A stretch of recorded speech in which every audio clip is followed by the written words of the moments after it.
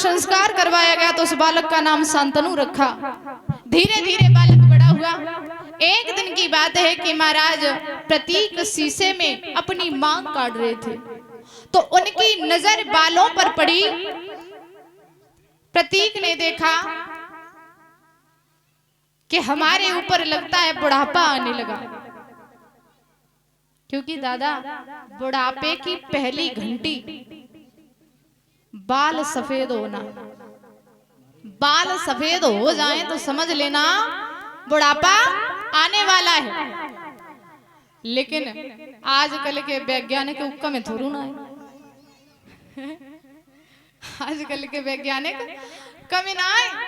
अब बाल सफेद भये तो महाराज काली मेहंदी बनाए दे, मेहंदी कर लो, कोई दिक्कत ना है। दूसरी घंटी महाराज जब बुढ़ापा आता है तो नेत्रों से कम दिखाई देने लगता है। फिर उन चिंता मत करो, परीक्षा जी चश्मा लगाओ,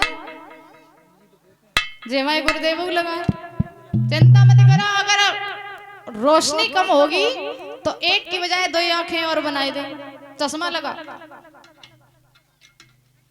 तीसरी घंटी महाराज बजती है, हमारी कमर झुक जाती है बुढ़ापे में।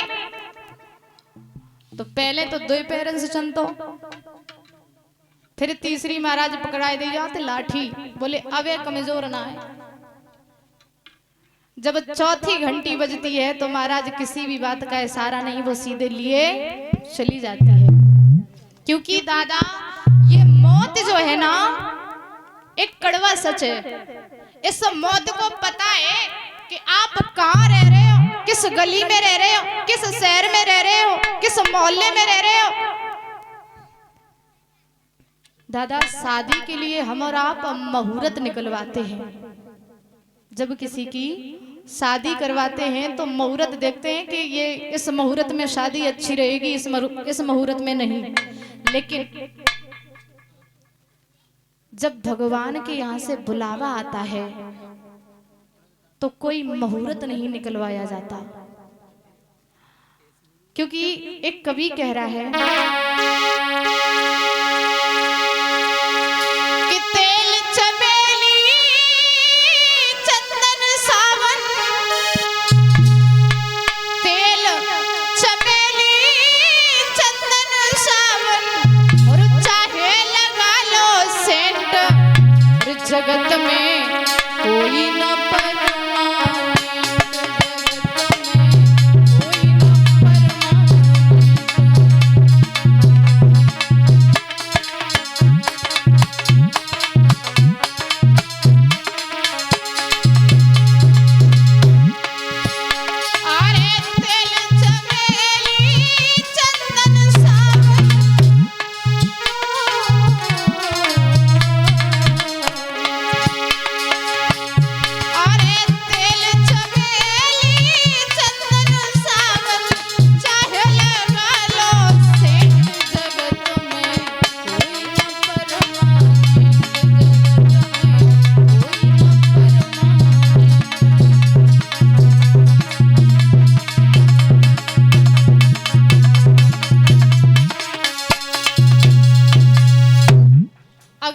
संसार में आए हो तो एक न एक दिन ये संसार छोड़ करके जाना है। बोलिए गोविंद भगवान की। प्रतीक ने देखा कि हमारे बालों पर सफेदी आने लगी। बुढ़ापे की पहली घंटी बज गई, तो क्यों ना हम अपने बेटे को राजा बना करके खुद भगवान का भजन करने के लिए चले जाएं। और दादा, सारा जीवन आपने नाती लड़कों में निकाल दिया। आराम का समय है मत बुढ़ापा, तो बुढ़ापे में हाथ पैर काम तो नहीं करते, आराम से अलग बैठ करके भगवान की माला ये जप लो। लेकिन ना, माला जपने की बजाय खुरपिया हाथ में घास छोड़ लें तो एक वैसी ही खाई लेगी। इस माया से आप निकल नहीं पा रहे हो। प्रतीक अपने पुत्र शांतनु को अपने पास में बुलाते ही जवाब दिया, बोले बेटा, हमारे ऊपर बुढ़ापा आने लगा है, हम तो भगवान का भजन करने के लिए जंगल में जाएंगे, हम आपको इस राजगद्दी का राजा बना रहे हैं। बेटा एक बात ध्यान रखना, आज तक मैंने अपनी इस प्रजा को अपनी संतान के प्रति पाला है, आप कोई ऐसा काम मत करना जो महाराज इस प्रजा को दुख हो। और दूसरी बात का एक बात ध्यान रखना कि जब आप शिकार खेलने के लिए जंगल में जाएंगे तो आपको जंगल में एक बहुत सुंदर कन्या मिलेगी जिसके साथ तुम्हारा विवाह होगा। और ध्यान रखना बेटा, आप उस लड़की से कोई ऐसी बात मत कह देना जो वो तुम्हें छोड़ करके चली जाए। इतना कहकर के शांतनु जंगल में प्रतीक जंगल में भजन करने के लिए चले जाते हैं। शांतनु राजा बने। कुछ दिनों के बाद में जब शांतनु शिकार खेलने के लिए जंगल में गए तो उन्होंने एक वृक्ष के नीचे बहुत सुंदर कन्या को देखा। और जब कन्या को देखा तो महाराज देखते ही रह गए। वो कन्या इतनी सुंदर थी कि शांतनु को अपने तन का होश नहीं रहा कि वो कहां खड़े हैं। जब उस लड़की की नजर शांतनु के ऊपर पड़ी, इशारा देकर के अपने पास में बुलाया। शांतनु ने जवाब दिया है कि आप कौन हैं, क्या नाम है तुम्हारा? तो उस लड़की ने जवाब दिया कि हमारा नाम गंगा है। शांतनु ने जवाब दिया कि आप हमारे साथ में शादी कर ले। गंगा ने जवाब दिया, जान न पहचान तुम हमारे मेहमान, अरे बुला लिया तो आप गले ही पड़ गए, शादी कैसे कर ले शादी? शांतनु ने जवाब दिया कि अगर आप शादी नहीं करेंगी तो मैं तुम्हारे सामने अपनी आत्महत्या कर लूंगा, लेकिन तुम्हारे बिना मैं आंगन में नहीं जाऊंगा। मैया गंगा ने जवाब दिया, कोई बात नहीं, हम शादी करने के लिए तैयार हैं, लेकिन हमारी एक शर्त है। बोले क्या शर्त है? जवाब दिया, हमारी ये शर्त है कि हम तुम्हारे आंगन में नहीं है दादी। जवाब दिया कि हम तुम्हारे आंगन में चाहे अच्छा करें या बुरा करें, किसी को बिठाएं या किसी को भगाएं, किसी का मान सम्मान करें या अपमान करें, आप बीच में कुछ कह नहीं सकते। और जिस दिन आपने कहा हम उस दिन आपको छोड़ करके चले जाएंगे। गंगा की जब ये बात महाराज शांतनु ने सुनी, सब कुछ भूल गए। जवाब दिया कि तुम जो कुछ करोगी हम आपके पीछे रहेंगे, कभी आपसे कुछ नहीं कहेंगे, बस आप हमारे साथ में शादी कर लीजिए। आज शांतनु ने गंगा के साथ जंगल में विवाह किया। जब गंधर्व विवाह किया है जंगल में, लेकर के अपने महलों में आए, लेकर के जब महलों में आए हैं, बताया जाता है धीरे धीरे समय व्यतीत होने लगा। और जब समय व्यतीत हुआ तो गंगा के गर्भ से एक बालक ने जन्म लिया। घर में बधाइयां बज रही है, महाराज शांतनु बड़े ही प्रसन्न हैं, बड़े खुश हैं।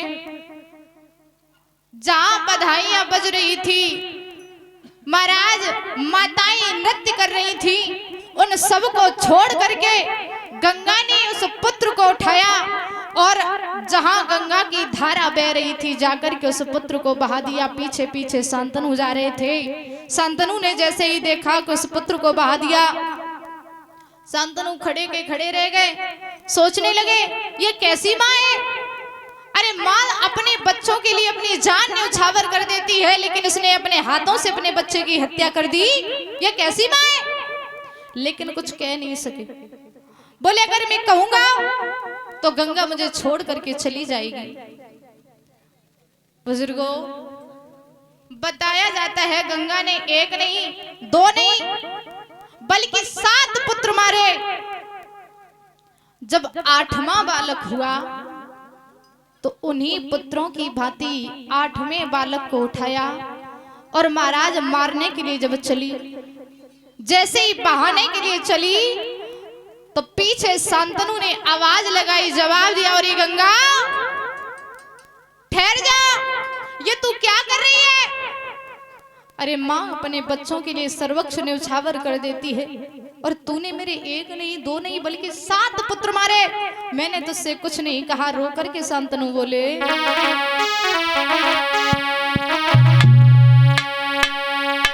कि तू कैसी निर्दयी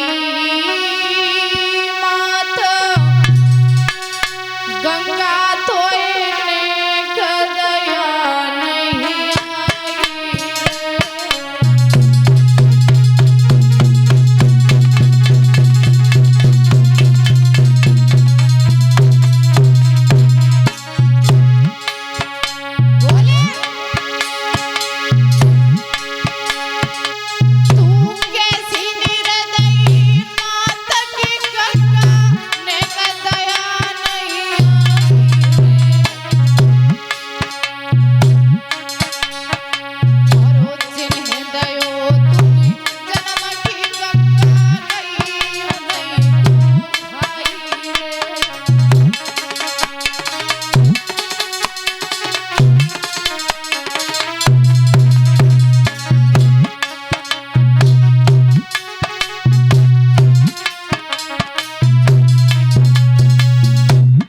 जवाब दिया है गंगा,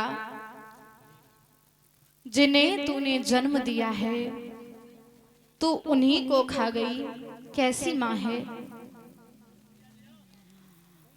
गंगा ने जवाब दिया, बोले महाराज वो दिन भूल गए क्या, जिस दिन आपसे ये शर्त मैंने रखी थी कि हम जो भी करेंगे बीच में बोलेंगे नहीं आप। अगर आप हमसे कारण पूछ रहे हैं तो मैं कारण तो बता दूंगी, लेकिन हम आपको छोड़ करके चले जाएंगे। क्रोध में आकर के शांतनु ने जवाब दिया कि तुम कल जाओ, सो भी चली जाओ। अरे मुझे ऐसी पत्नी की जरूरत नहीं है जो अपने बच्चों की नहीं हो सकी, वो हमारी कब होगी। जैसे इतनी बात कही तो गंगा ने जवाब दिया, सुनो महाराज, ये जो मैंने 7 पुत्र मारे हैं, ये महाराज 8 बसु है। एक बार इन 8 बसुओं ने वशिष्ठ की गाय को चुरा लिया था, तो वशिष्ठ ने इन्हें श्राप दिया था, और जब श्राप दिया तो ये 8 बसु वशिष्ठ के पैरों पर गिर गए, क्षमा याचना करने लगे। तो वशिष्ठ जी ने कहा था कि जब गंगा महाराज प्रतीक के पुत्र शांतनु की पत्नी बनकर के आएंगी, वही आपका उद्धार करेंगी। मैंने 7 का उद्धार किया, 8वां आपने नहीं मारने दिया, अब हम आपको छोड़ करके जा रहे हैं। इतना कहकर के गंगा वहां से चली जाती है। घर आकर के महाराज शांतनु ने उस बालक का नाम महाराज गांगदेव रखा। धीरे धीरे समय व्यतीत हुआ। एक बार की बात है कि महाराज शांतनु नदी के किनारे घूमने के लिए गए, तो एक मल्लाह की लड़की थी जिसका नाम था सत्यवती। सत्यवती देखने में बड़ी सुंदर लगती थी। सत्यवती को जैसे ही देखा महाराज शांतनु सोचने लगे कि काश इसके साथ मेरा विवाह हो जाता तो हम अपने जीवन को बड़ी ही प्रसन्नता से काटते। सत्यवती के पास में गए, जवाब दियो। सत्यवती के पास में गए, जवाब कहा है कि आप हमारे साथ में विवाह कर लीजिए। सत्यवती ने जवाब दिया कि हम शादी तो कर लेंगे, लेकिन एक शर्त है। बोले क्या? जो तुम्हारी बड़ी पत्नी थी गंगा, उसका पुत्र है गांगदेव, अगर आप उसे राजा न बनाएं, हमारे बच्चों को राजा बनाएं तो हम शादी करने के लिए तैयार हैं। उसी समय महाराज शांतनु ने गांगदेव को बुलाया, जवाब दिया, बेटा सत्यवती के साथ हम विवाह करना चाहते हैं। क्या आप शादी करना चाहते हैं? क्या आप राजा बनना चाहते हैं?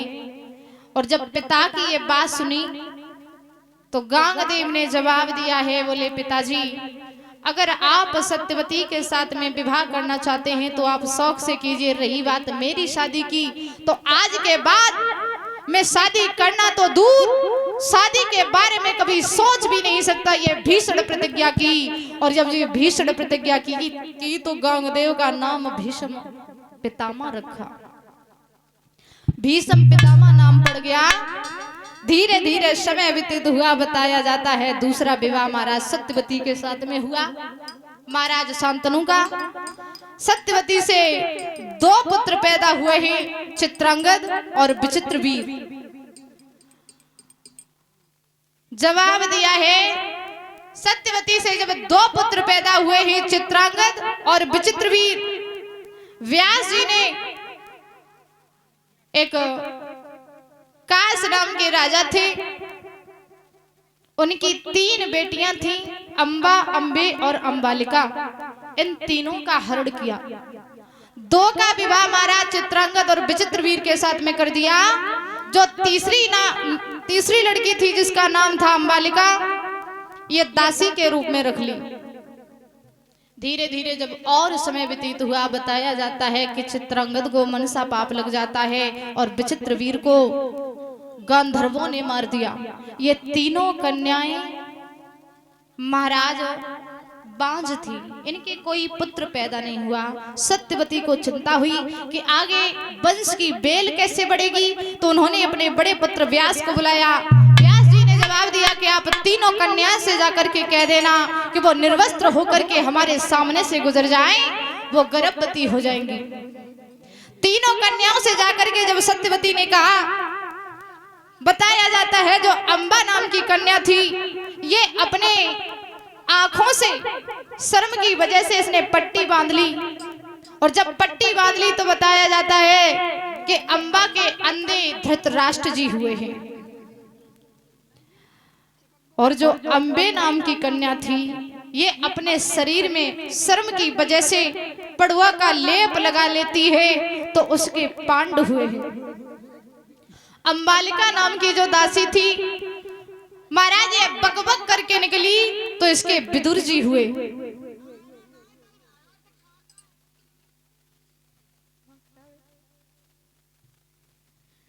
जवाब दियो, धृतराष्ट्र का विवाह कुंती और माधुरी के साथ हुआ है, और पांडु का विवाह महाराज, क्षमा चाहते हैं, धृतराष्ट्र का विवाह गांधारी के साथ में होता है, और महाराज पांडु का विवाह कुंती और माधुरी के साथ में हुआ है। धृतराष्ट्र, इनके 100 पुत्र पैदा हुए जो कौरवों के नाम से विख्यात हुए। कुंती के और माधुरी के 5 पुत्र पैदा हुए हैं जो पांडव नाम से विख्यात हुए हैं। धीरे धीरे ये कौरव और पांडव बड़े होने लगे। बताया जाता है महाराज, ये जो कौरव थे वो पांडवों से बहुत जलते थे। कौरवों ने पांडवों के लिए महाराज एक लाक्षागृह बनवाया, और लाक्षागृह जब बनवाया है